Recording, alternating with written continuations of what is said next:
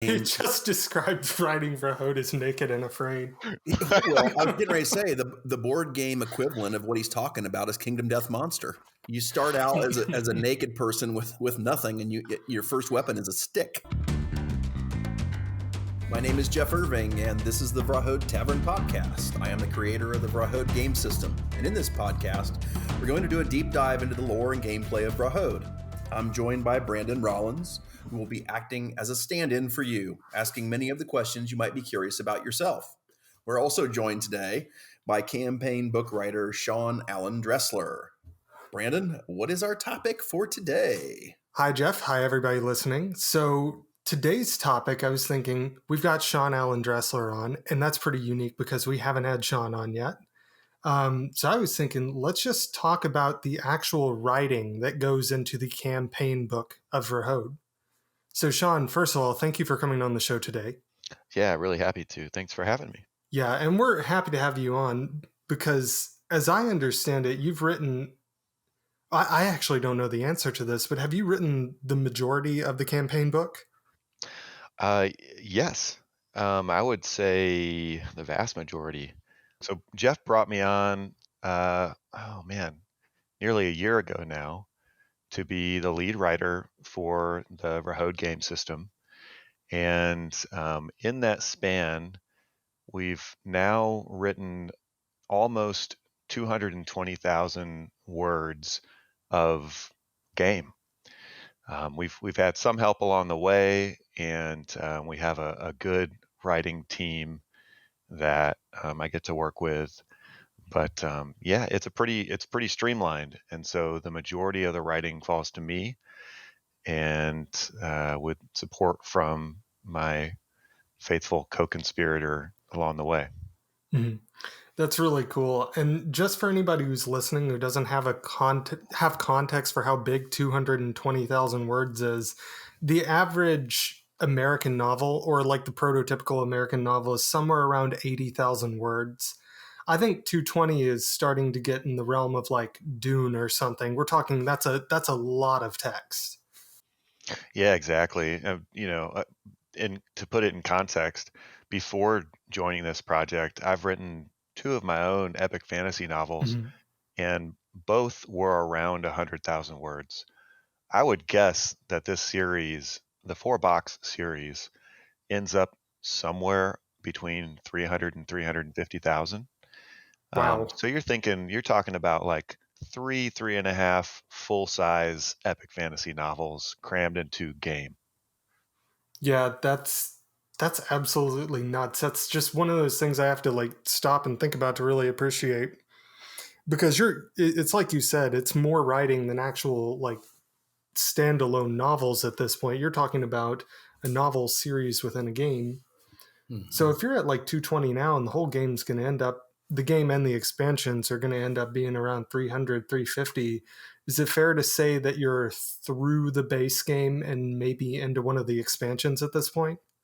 For the most part, the process of writing, the process of drafting a first draft is both a back and forth process on for this in specific on the core box. And also, as you're doing that, you're really informing the expansions. And so you have to jump forward and you have to think through quests and think through mechanics and think through progressions. And so there's a lot of writing that's already been done on lots of aspects of the expansions. And before we've even really put a ribbon on the first draft of the core box. But that being said, I'm probably maybe 95% done with the core box first draft. Wow. So I was just thinking in writing, I've heard this and I have no idea how common this is. So maybe you've heard it, maybe you haven't. But there's plotting and there's pantsing, which are like the two approaches. Yeah, okay, so this is ringing a bell. Oh yeah. So yeah, for anybody who's listening and who's never heard that, if you're outside of publication, it's like, why would you? Plotting is basically where you start outlining things in great detail before you ever actually write them. And pantsing is where you just sit down and you write, and what happens happens. I have to imagine that when you're doing a campaign book, it's very, very heavily skewed toward plotting. Yeah, you would be right. It's my normal style if I'm writing any story is kind of in between. It's called plotzing. Plots. And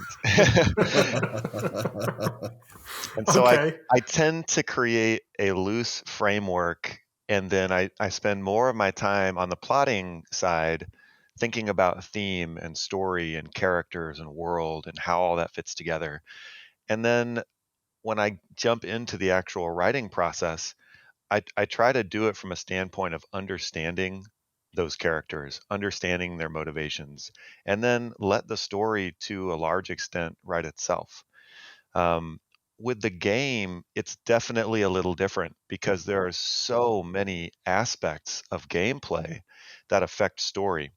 And while, Jeff is the game rules mechanics guru, I'm always trying to write the story in such a way that it either accommodates or is affected by those rules. Mm-hmm. And so there's just no way to do that without a lot more extensive of a plotting phase than I would usually use. Yeah, that makes sense, especially when you just think about forget even the requirements of building a game at this point. It's like even dividing up work among two or more people requires, I think, some kind of organization like that.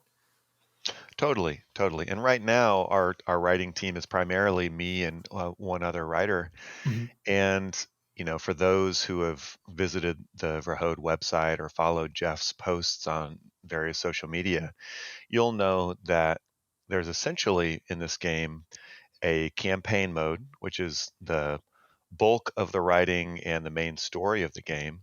And then there are all the other quest types that are either solo or one off or strictly procedural that are geared more toward the player who maybe they want to play for a few hours today and they don't want to take on the responsibility of diving into a multi-weekend story.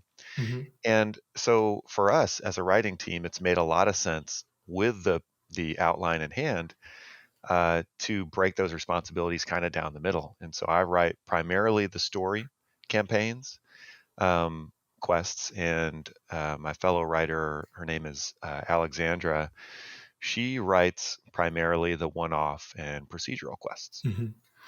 So it makes sense that you would break them up between like core campaign and one-off quests. I was also thinking, how do you generally divide up the work within the whole team, Jeff included? Yeah, so it's a dynamic situation. Jeff's already chuckling because Jeff's laughing back there. Well, my technique is called the slop sling. And I tend to sling slop at Shawn, and then he distributes that to Alex. And then yeah, exactly. So there's your answer. It's wonderful for marketing. I mean, social media is all slop slinging all the time. sling.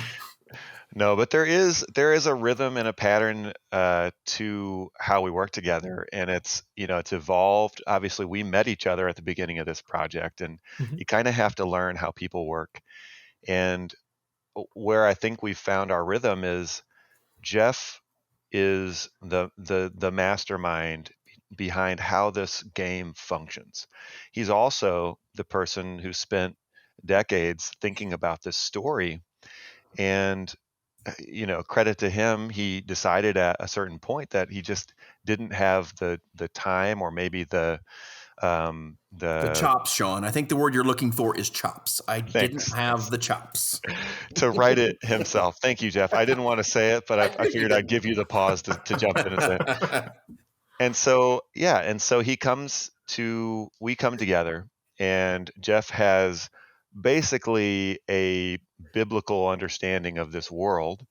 And so we spend, imagine how many countless hours just on the phone chatting, and I'm feverishly jotting down notes. And then at a certain point, you start writing things down. And Mhm.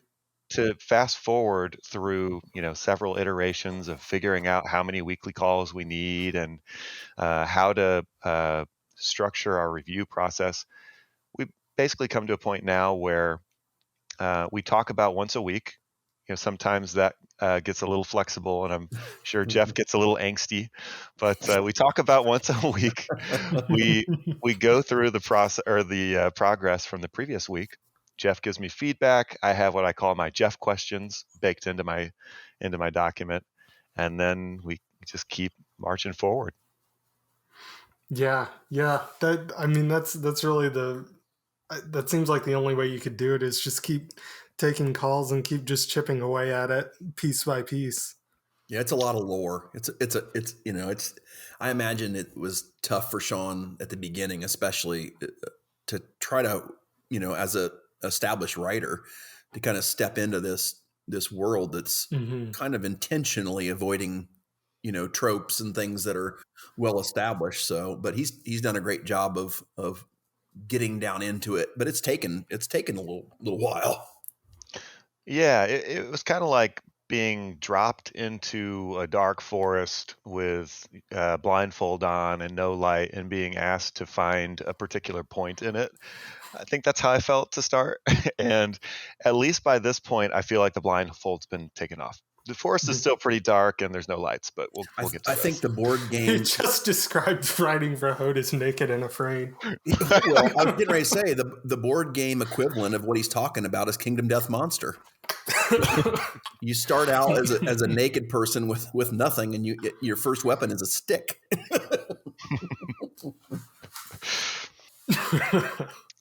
Yeah, I was. There's so many questions I want to ask along this line.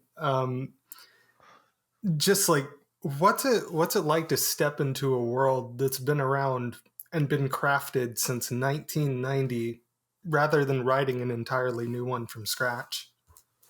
It is rewarding in completely different ways, and it's challenging in completely different ways than writing anything for yourself.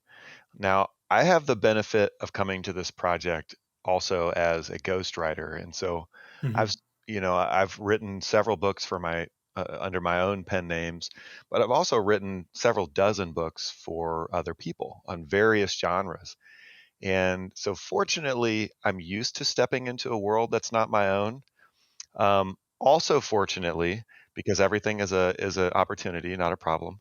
Also fortunately, Jeff has such an incredible memory for all of the ideas and characters and places and world elements that he's imagined over the decades, that it is just no more than asking the question and he has the answer. And then we talk about it and we kick around how we think that works in a game setting and land on what will hopefully be board game magic. Yeah. One thing I've noticed just in doing the podcast with Jeff so far is that everything has a purpose in the world of Vrahode. Everything has a reason for being where it is, located where it is. The societies have a reason for functioning the way they do.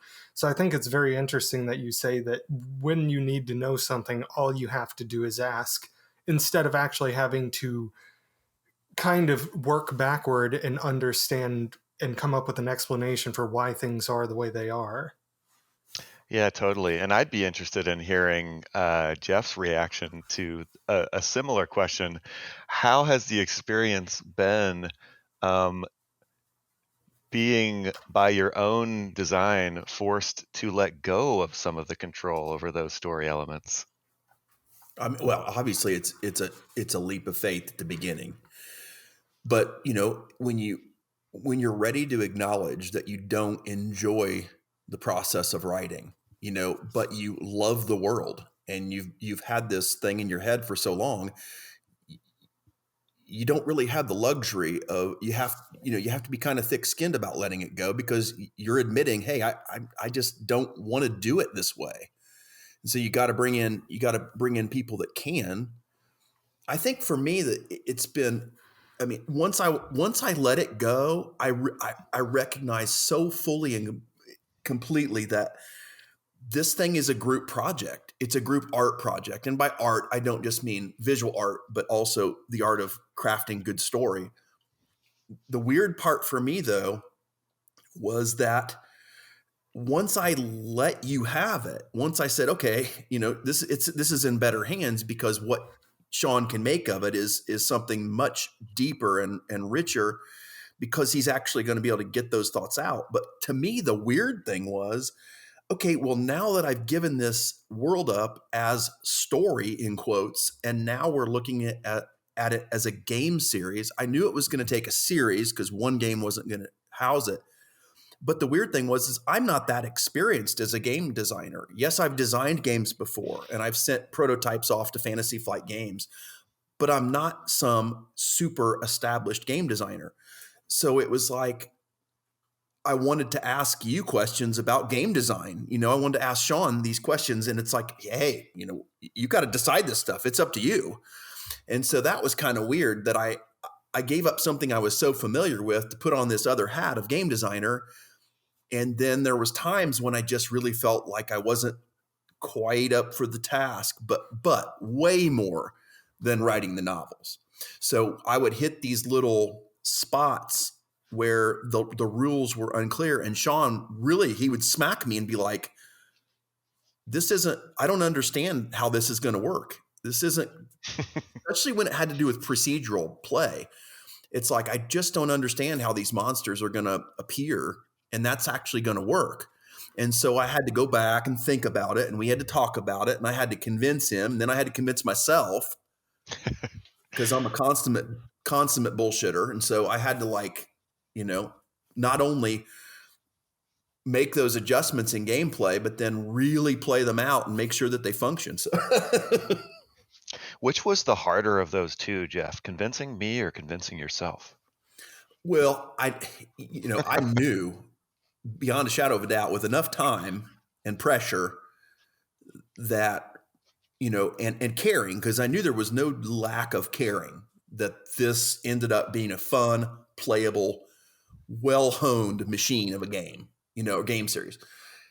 So it was just those moments, really, you know what I mean, that I had to convince myself that, hey, can I do this? And I'm like, well, heck yes, I can do this. I've played, Yeah. I played dozens and dozens and dozens of games, and it's just a matter of kind of doing a lot of mental acrobatics and math in my head. And I'm really good at that from being a graphic designer, being kind of visual. So I just kind of visually play these things out in my head until they start to, form up. Yeah, totally. That's been my experience as well. And I feel like a lot of our more enjoyable conversations, and I'll just speak for myself, have been about the intricacies of the rule system. And I was a little bit hesitant and a little resistive at the beginning of this process to really get involved in the rules. I think I had a mindset, which I know is flawed now, that I would be able to just have you give me the rules, just give me the rules, Jeff, and then I can write the story, and then we'll come back together at the end, and this will all be great, and we'll make some tweaks. And what I realized very quickly was that you cannot write a story without knowing all of the rules that govern it. And, to my surprise, that has been an incredibly enjoyable part of the process, is just really understanding and writing out the rules. This couldn't have worked had Shawn not also been a gamer, because, literally, like, he and his wife, one time we were talking, had just finished playing some Gloomhaven. So it's like, this isn't a guy that's just a writer. He's also genuinely a gamer, and that has helped the process as far as being streamlined and efficient immensely. Oh, thank you. Yeah. One of the frustrating and complicated things about making a game like this is it's kind of every single rule has to have some kind of basis in the story. Mm-hmm. Otherwise, it feels too abstract, right? Like, you don't want to make something that accidentally feels like patchwork or something where it's like you're just doing things because the rules say you do things, and there's like kind of a vague theme on top of it. Things have to make sense. It's like those monsters actually do have to spawn in a particular place for a particular reason. And I have to imagine that's one of the really difficult things about writing for this. I also have to imagine it requires a lot of back and forth trial and error too, even before you get to play testing. Yeah, absolutely. I mean, Jeff and I just had a 4-hour, almost a 4.5-hour call this past Friday just running through rules. And there's still rules that have yet to be written because they are just things that are introduced, for example, at the beginning of the second box. But the back and forth is the only thing that makes it work. Mm-hmm. And there's a balance there, because the more time you spend talking about something, the less time you spend creating it. But you can't create it unless you know what it is. Yeah. No, it's been fun. It's been a lot of fun. So there's actually a bunch of other questions that I would like to ask, and I'm sure there's a lot of questions that Jeff would like to ask as well. I think it would be a good idea to stop here into this episode and start rolling right into the next one. What do you guys think? Yeah, let's do that. Sweet. Cool. Jeff, can you take us out? Thank you for listening to the Vrahode Tavern podcast. If you enjoyed this show, take a moment to subscribe anywhere you get your podcasts. If you're on Apple Podcasts, please leave a 5-star review. It helps more than you know. You can learn more about Vrahode on vrahode.com. That's VRAHODE.com. Link in the show notes. You can also find us on Facebook, Twitter, and Instagram, where we're at Vrahode. Thank you again for listening. We really appreciate it. Keep an eye out for our next episode in 2 weeks.